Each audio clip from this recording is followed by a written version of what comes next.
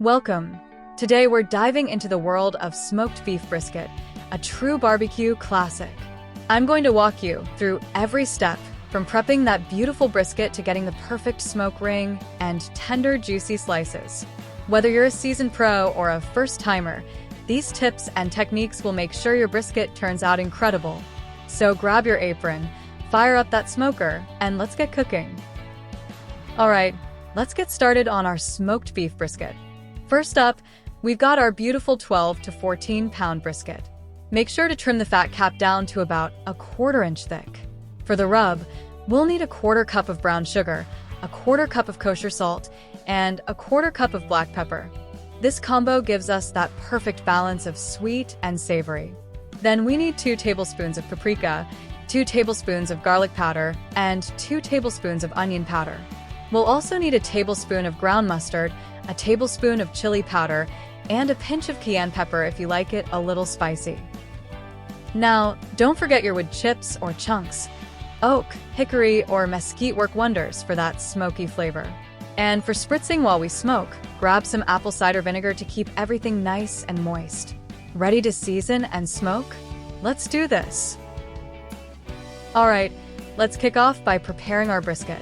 Start with a beautiful 12 to 14 pound brisket, either the flat or point cut, whichever you prefer. First, we're going to trim that fat cap. Aim for about a 1/4 inch of fat to help the meat stay juicy while smoking.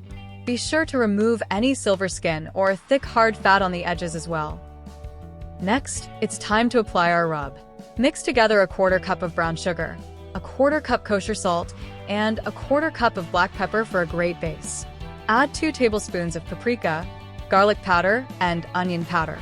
Then 1 tablespoon of ground mustard, chili powder, and a pinch of cayenne pepper for a little kick. Rub this generously on all sides of the brisket, making sure to coat every inch. Now let it sit at room temperature for about 30 to 60 minutes to let the flavors really penetrate the meat. The brisket is now ready for the smoker. While the brisket is resting, we need to get our smoker ready. You'll want to preheat it to a consistent temperature between 225 degrees Fahrenheit to 250 degrees Fahrenheit. If you're using a charcoal or offset smoker, make sure the coals are nice and hot, and you're ready to add your wood chunks or chips.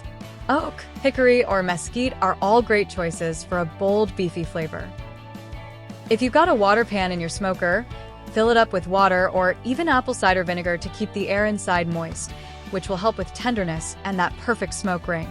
Make sure everything's set up, so we're ready to smoke that brisket low and slow. Let's get it smoking. Now it's time to put our brisket in the smoker. Place the brisket fat side up on the grates. This allows the fat to render slowly and baste the meat as it smokes. Once the brisket is in, close the lid and try to maintain a consistent temperature of 225 degrees Fahrenheit to 250 degrees Fahrenheit throughout the cook. Don't open the smoker too often. It's important to keep that smoke and heat inside. For the next few hours, we're going to monitor the temperature and spritz the brisket every hour with apple cider vinegar. This helps keep the surface moist and enhances the flavor. While the brisket smokes, the magic happens slowly. Patience is key here. Let's check back in after a few hours.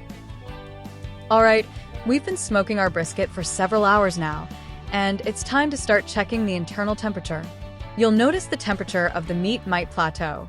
This is called the stall, and it's perfectly normal. You want the internal temperature to reach about 160 degrees Fahrenheit. At this point, you have 2 options. You can either keep smoking it low and slow, or you can use the Texas crutch method. This is where you wrap the brisket in butcher paper or aluminum foil to speed up the cooking and retain moisture. Wrap it tightly, but don't forget to check the temperature again in a couple of hours. Keep an eye on that internal temp. Aim for about 200 degrees Fahrenheit to 205 degrees Fahrenheit when it's fully cooked.